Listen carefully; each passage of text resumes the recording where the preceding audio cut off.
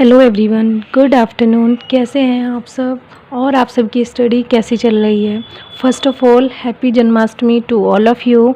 और आज की वीडियो का टॉपिक है most important literary terms of English literature. Friends, मेरे पास बहुत सारे क्वेश्चंस आए थे कि आप लिटरेरी टर्म्स कैसे तैयार करते हैं, कौन सी लिटरेरी टर्म्स सबसे ज़्यादा एग्ज़ाम्स में पूछी जाती हैं और कौन सी जो लिटरेरी टर्म्स है वो बहुत ही ज़्यादा इम्पोर्टेंट है और जो हमें पढ़नी चाहिए। फ्रेंड्स, मेरे अकॉर्डिंग और जो मैंने पिछले एग्ज़ाम्स में आई हुई टर्म्स को देखा है तो मैंने ये लिस्ट बनाई है। आप सब अपने अकॉर्डिंग चेक कर सकते हैं कि ये इम्पोर्टेंट हैं या नहीं है। अगर आपको इस वीडियो से थोड़ी सी भी हेल्प मिलती है तो प्लीज़ कमेंट सेक्शन में ज़रूर बताएं। तो फ्रेंड्स, देखते हैं आज की इम्पोर्टेंट जो लिटरेरी टर्म्स हैं वो कौन सी हैं। सबसे पहले क्या करना है, फॉर्म्स ऑफ लिटरेचर हमें सब पता होनी चाहिए। जैसे फॉर्म्स ऑफ प्रोज हैं, प्रोज की कौन सी फॉर्म्स हो सकती हैं। प्रोज की फॉर्म्स हो सकती हैं एसेज हो गया, नोवेल हो गया, फिर नोवेल के कितने टाइप होते हैं, एसेज के कितने टाइप होते हैं। ऐसे ही फॉर्म्स ऑफ पोएट्री है। फॉर्म्स ऑफ पोएट्री में हो गया आपका लिरिक हो गया, बैलेड हो गया, ओड आता है, सोनेट आता है। तो ये सब क्या होता है, पोएम्स के टाइप होते हैं। इनका एक पर्टिकुलर फॉर्मेट होता है, कुछ लाइंस होती हैं, कुछ स्टैंजाज होते हैं जो फिक्स होते हैं कि इसमें इतने ही होंगे। जैसे सोनेट्स में 14 लाइंस होती हैं, उसकी कुछ एक पर्टिकुलर राइम स्कीम होती है फ्रेंड्स। तो एक पर्टिकुलर फॉर्मेट के अकॉर्डिंग जो भी आपकी पोएट्री होगी उसके अलग अलग नाम से उसको जाना जाता है। तो ये सब हमें पता होना चाहिए, ठीक है ना फ्रेंड्स। नेक्स्ट है फॉर्म्स ऑफ ड्रामा। ड्रामा कितने टाइप्स के होते हैं, जैसे ड्रामा मेनली 2 टाइप के होते हैं, ट्रेजेडी और कॉमेडी। फिर ट्रेजेडी कितने टाइप की है, ट्रेजेडी के क्या क्या पार्ट्स हैं, ट्रेजेडी में क्या क्या टर्म्स यूज़ की जाती हैं। सबसे ज़्यादा इंपॉर्टेंट ट्रेजेडी की टर्म्स होती हैं, जैसे कैथारसिस हो गया और एनेग्नोरेसिस हो गया और हेमरसिया हो गया। इस टाइप की जो टर्म्स हैं वो बहुत ज़्यादा पूछी जाती हैं फ्रेंड्स। तो ये तो हो गया। फिर कॉमेडी हो गया। कॉमेडी कितने टाइप्स की होती हैं, जैसे सेंटिमेंटल कॉमेडी हो गया, रोमांटिक कॉमेडी हो गया। तो फॉर्म्स ऑफ ड्रामा और फॉर्म्स ऑफ प्रोज मैं एक्सप्लेन कर चुकी हूँ एक वीडियो में। अगर आपको वो वीडियो देखनी है तो आप चैनल पर जाकर चेक कर सकते हैं। फॉर्म्स ऑफ पोएट्री मैंने अभी एक्सप्लेन नहीं किया है। अगर आप लोग चाहते हैं कि फॉर्म्स ऑफ पोएट्री मैं एक्सप्लेन करूँ तो प्लीज़ आप कमेंट सेक्शन में बताना, मैं इसकी वीडियो भी बना दूँगी। नेक्स्ट है जो सबसे ज़्यादा इंपॉर्टेंट लिटरेरी टर्म्स हैं और पूछी जाती हैं वो है स्टैंजा फॉर्म्स। स्टैंजा फॉर्म्स में जैसे कपलेट हो गया, कपलेट में कितनी लाइंस होती हैं, 2 लाइंस होती हैं। ट्रिपलेट, क्वार्टरेन, क्विंटेन, सेस्टेट, राइम रॉयल किसको बोलते हैं, ओटावा राइमा कितनी लाइंस होती हैं, 8 लाइंस होती हैं। स्पेंसरियन स्टैंजा में 9 लाइंस होती हैं। तो ये सब भी हमें पता होना चाहिए। नेक्स्ट है friends types of foot. Foot कौन से होते हैं और उसमें कितने सिलेबल होते हैं, कौन सा स्ट्रेस सिलेबल पहले आता है, अनस्ट्रेस सिलेबल पहले आता है, 2 सिलेबल होते हैं या 3 होते हैं, या कौन किसके बाद आता है, ठीक है ना फ्रेंड्स। तो स्ट्रेस्ड पहले आएगा, अनस्ट्रेस्ड पहले आएगा। तो उसका जो एक पर्टिकुलर फॉर्मेट होगा उसके अकॉर्डिंग इनको डिवाइड किया गया है। जैसे फर्स्ट है iambus, trochee, anapaest, dactyl, monosyllable, foot and the spondee. इस टाइप की जो लिटरेरी टर्म्स हैं वो बहुत ज़्यादा एग्जाम में पूछी जाती हैं फ्रेंड्स।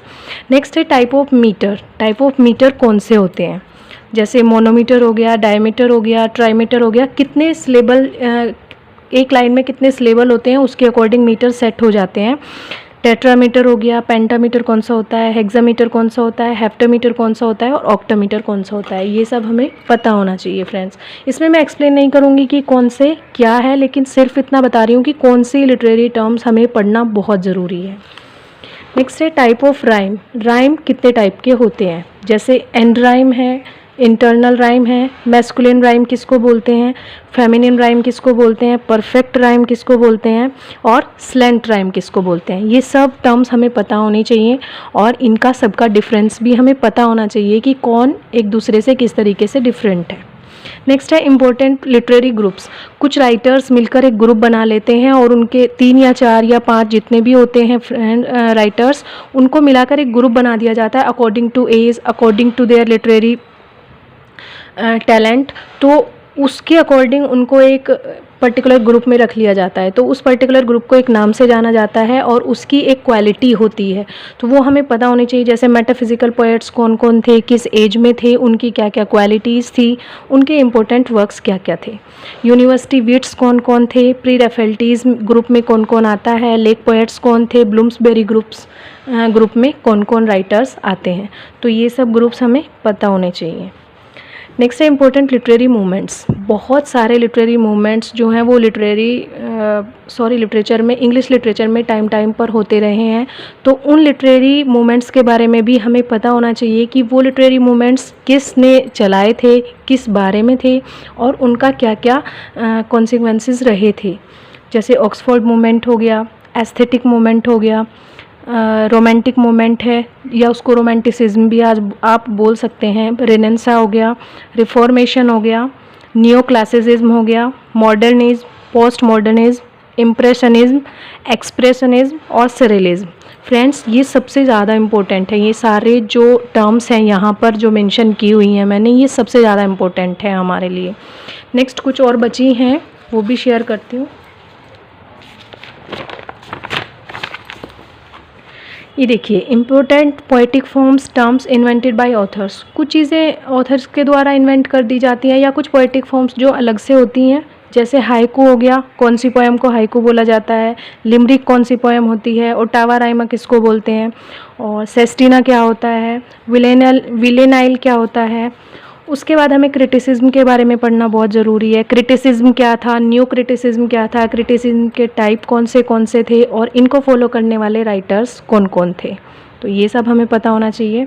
नेक्स्ट है न्यू थ्योरीज़। कुछ न्यू थ्योरीज़ दी गई थी कुछ राइटर्स के द्वारा, उन थ्योरीज़ में उन्होंने क्या क्या बताया था और किस चीज़ के बारे में बताया था, लिटरेचर के कौन से पॉइंट पर फोकस करने के लिए उन्होंने उसमें बताया था और किस चीज़ के बारे में वो थ्योरीज़ थी। जैसे ओरिएंटलिज्म हो गया, गाइनोक्रिटिसिज्म हो गया, ट्रांसजेंटलिज्म हो गया, और लैंग एंड पैरोल थ्योरी किसने दी थी और किस बारे में थी, वो लैंग्वेज के बारे में थी, लैंग्वेज के किस रूल के बारे में थी, इसके बारे में भी क्वेश्चंस पूछ लिए जाते हैं। और फ्रेंड्स, इन सब से अलग राइटर्स द्वारा इन्वेंट किए गए जो टर्म्स हैं, कॉइन किए गए जो वर्ड्स हैं, वो भी बहुत सारे एग्ज़ाम्स में पूछ लिए जाते हैं। तो फ्रेंड्स, ये थी कुछ इम्पोर्टेंट लिटरेरी टर्म्स जो कि हमारे एग्ज़ाम के लिए बहुत इम्पोर्टेंट हैं। आई होप आप लोगों को इस वीडियो से कुछ हेल्प मिलेगी। अगर मिले तो प्लीज़ कमेंट सेक्शन में ज़रूर बताइएगा। Thank you so much and best of luck for your preparation.